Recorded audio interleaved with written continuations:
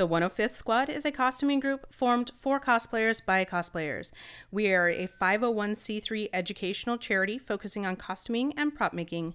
The entire group thrives by working together under our ideals of fun, passion, creativity, and charity. Welcome to Intro to Thermoplastics. Caution, sharp tools and heat guns will be used. Heating materials will cause fumes. Good ventilation and a respirator are recommended. For this project, you'll need two thicknesses of EVA craft foam, 2mm and 4mm. These can be found at your local craft store. They'll be used for structure and detailing on your shield. Next, we have our thermoplastic. We're using Worbla, but there are several options. These are heat-activated plastics. The pattern includes rivets. You can use brads that are used to secure paper together or googly eyes. They come in a variety of sizes. Next, let's get into the required tools. One of the most important tools is a good sharp razor knife. Retractable razor knives work very well. You could also use an X-Acto knife. I prefer a blade number 2. We're also going to use an old spoon, and everybody needs Sharpies. We'll either use black or silver depending on the foam. Next is the heat gun. Invest in a heat gun, it's well worth the money. You can pick them up for a reasonable price at your local hardware store. Finally, we have barge contact cement. Any contact cement should work, but we prefer barge. Hot glue can also work in a pinch since it won't be bearing weight in this project. Let's start cutting foam. First, let's look at the design. And now we're going to go and find the templates that are involved. Template 1 is the full shield plus the small decorative pieces. The second template is the shield border. That's labeled as number 2. This is how they'll fit together. We'll flip it and cut the other half in a second piece. We've provided an example of how the templates could be placed to fit a 12-inch square piece of foam. Let's find the 4mm foam. It's the thicker of the two foams and it's not the thermoplastic. So put the 2mm aside and the thermoplastic. Put that aside as well. And we're going to start with that 4mm foam. Now let's find template number 1. It's the larger of the two. Take the template and place it on the foam. Try to minimize your waste. Use stick pins to secure it to the foam. This will make it easier to trace.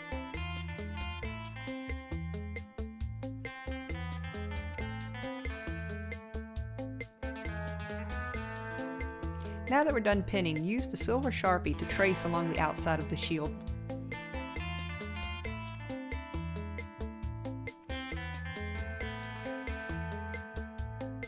Now that we're done tracing, it's time to remove the pins.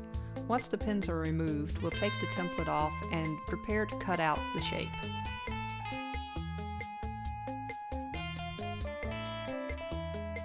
I'll be using my retractable razor knife to cut out the shield base. It's important to cut on the inside of the Sharpie line.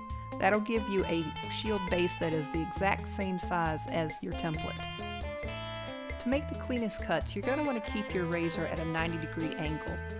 This will give you a nice straight edge. It's also important to have a very confident stroke. Place your razor into the foam and pull back in one motion. Taking your time will give you nice clean edges.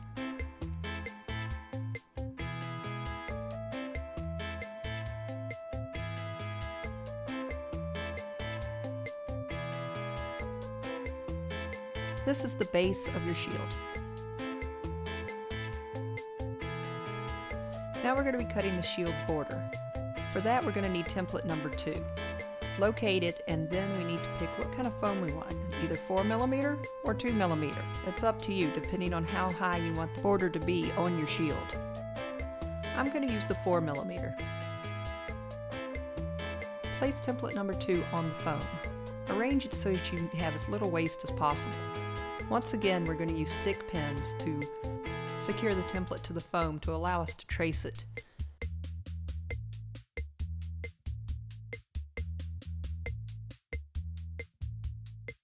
Sometimes foam isn't as big as we'd like. I've added a dashed line to the template. You can cut the template here to cut it into 4 pieces to fit smaller pieces of foam. It's time to trace again with the silver Sharpie.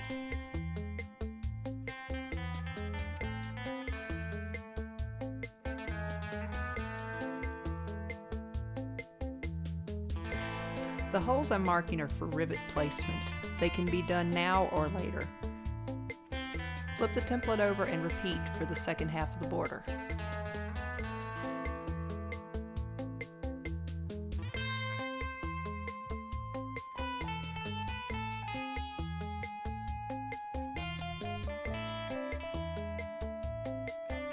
Just like for the shield base, you want to cut to the inside of the Sharpie line. That'll give you a piece the exact same size as your template.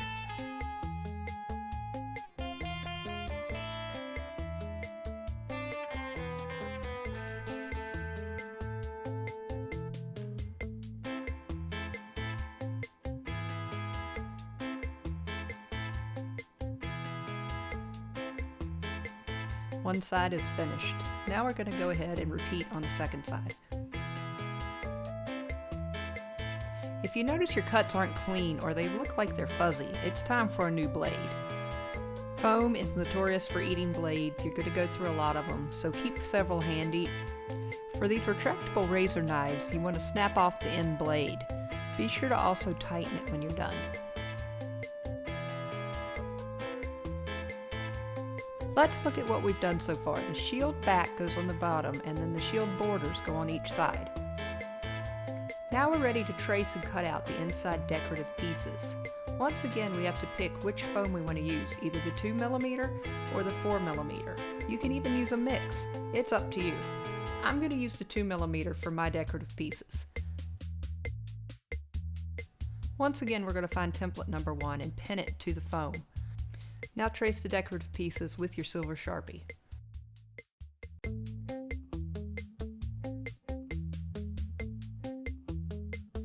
Some of the pieces have a ×2 on it. That means we need to flip over the template and trace them a second time.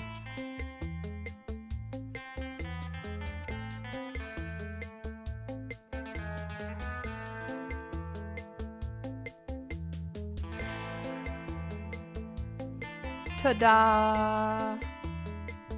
Get out your trusty razor knife once again. This time it's going to be important to cut on the outside of the silver Sharpie line since you traced on the inside of the template. Otherwise you're going to get a piece that's smaller than you think.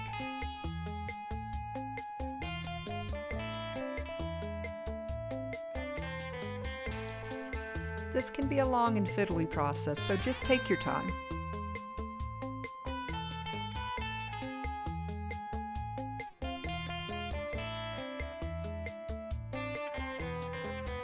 This is an example of why you might want to use 4mm foam for some of your details. For the triangular pieces, I decided a bevel would look nice, and there's just not enough room on the 2mm. The 4mm gives us that thickness we need. Trace out the triangle again. Cut again on the outside of the silver lines. Hold your blade at a 45-degree angle and cut down. This should give you a nice beveled edge. Now that we're all tired of cutting foam, it's time to assemble! Once again, start with a foam base. Find template number 1 and line it up on top, again pinning it so that we can trace. We're going to trace all the details onto the foam base.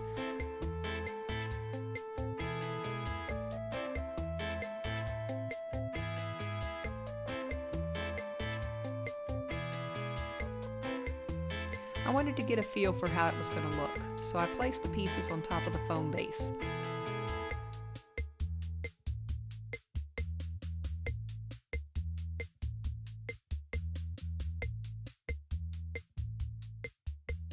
We're ready to glue now. Get out your barge or the contact cement. Please work in a well-ventilated area.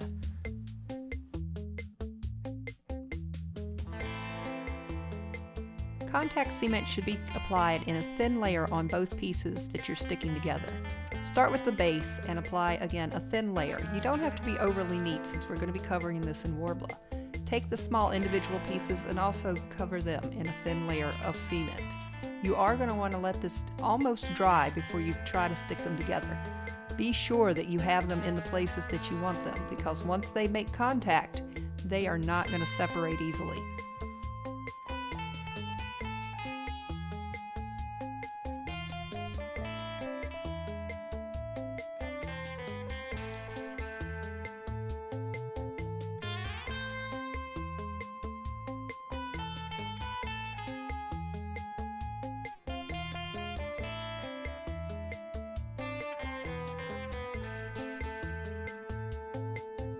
Now we're going to assemble the shield border. Once again, we're going to use barge cement to attach them, but you could use hot glue. This is all going to get covered in Worbla. Again, apply a thin layer of barge to each side. Allow it to dry. I'm also applying a thin layer to the shield base so that it has time to dry as well. The halves have dried enough to attach together. Go ahead and attach them together. Flip the border over and add a thin layer to the back as well. Both sides need to be dried until they are barely tacky.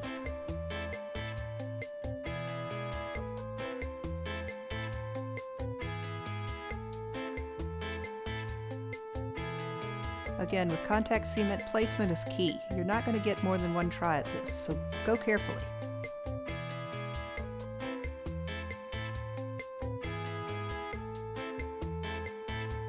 Admire your completed foam shield. EVA foam is an open cell foam. That means it's going to off-gas when we apply heat. Therefore, we're going to go ahead and heat seal it first before we apply the Worbla on top. This will reduce the number of bubbles in the Worbla later. You should see the texture and shine of the foam change slightly as it's sealed. Now it's what we've all been waiting for. It's time for thermoplastics. We're starting with your foam shield. Find your thermoplastic, Worbla in this case. One side of Worbla is rougher than the other.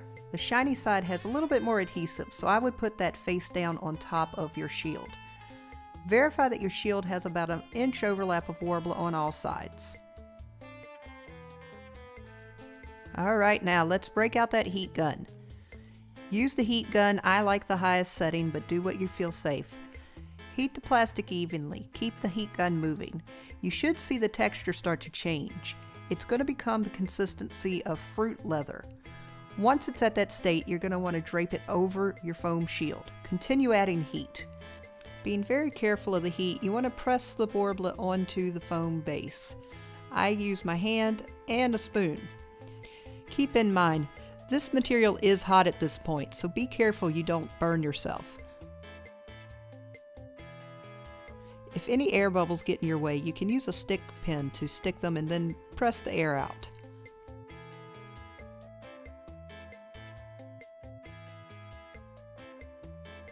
I prefer my fingers, but you're free to use any instrument that doesn't stick to the Worbla. Things like metal or silicone would be an okay choice. Just keep them moving.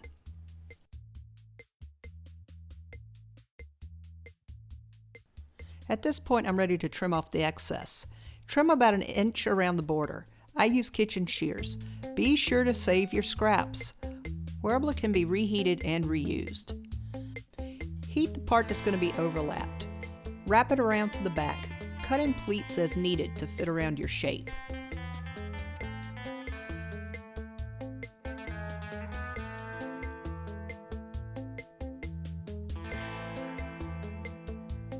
Work the Worbla. Feel free to mash it together and even use scissors to cut off into a clean edge.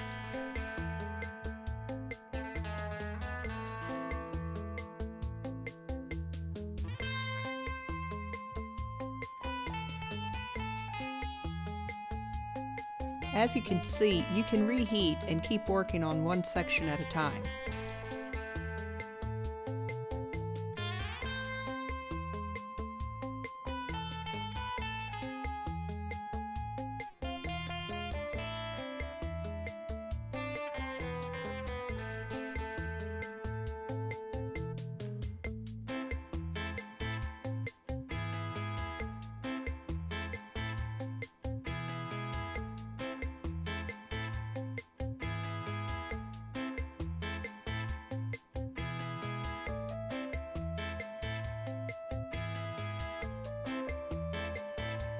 This is a great start, but detailing really sells it.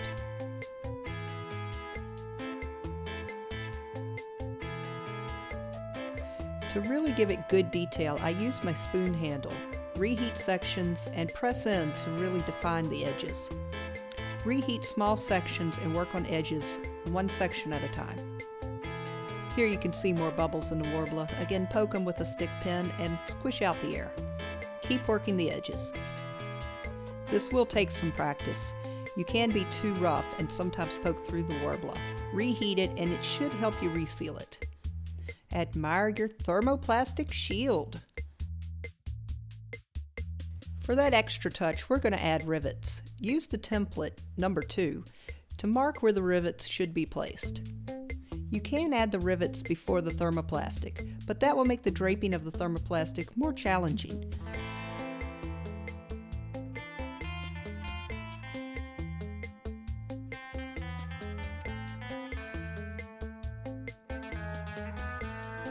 Choose the size of googly eye that makes you happy. I kind of like the small one, but I think I'm going to go with the next largest. The small one is just that little bit too small.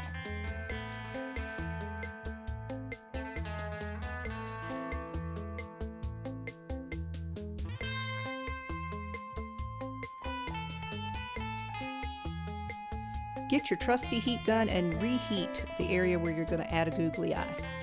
Do it one at a time, heat it up, and then stick on the googly eye. The thermoplastic should activate again and allow you to stick it on permanently. Stay tuned for our next video on priming, painting, and adding fixtures.